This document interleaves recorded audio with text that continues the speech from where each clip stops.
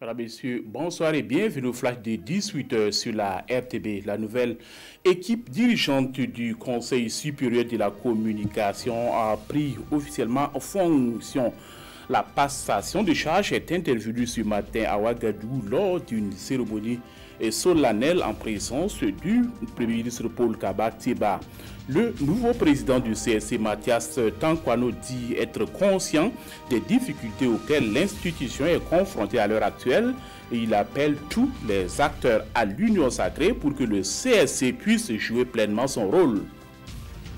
Le mouvement de la diaspora dénommé C'est le moment était face à la presse ce matin à Ouagadougou pour donner son point de vue sur le vote du nouveau code électoral. Les leaders de ce mouvement saluent la décision prise par le gouvernement en ne retenant pas la carte consulaire comme pièce de votation.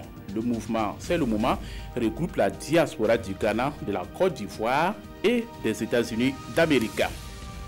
Le groupe d'action de lobbying et de plaidoyer organise depuis ce matin à Ouagadougou une journée de sensibilisation et de plaidoyer sur les mutilations génitales féminines et les mariages des enfants au profit du personnel féminin des forces de défense et de sécurité.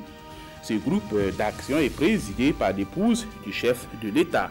L'objectif est de susciter une grande adhésion des forces de défense et de sécurité dans la promotion de l'élimination des pratiques de mutilation génitale féminine et le mariage d'enfants au Burkina Faso.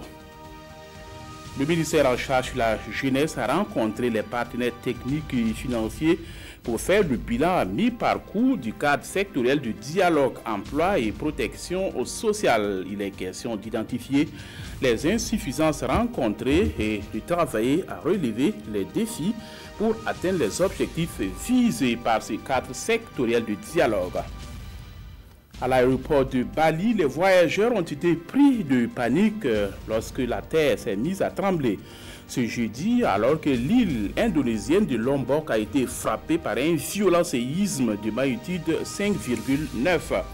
Depuis le terrible tremblement de terre d'il y a 4 jours ayant causé 164 morts, les répliques sont enchaînées, mais celle-ci est la plus puissante.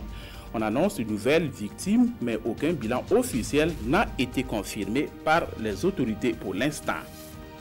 Et c'est la fin de ce flash. Merci d'avoir suivi. Passez une excellente soirée en compagnie des programmes de la RTB.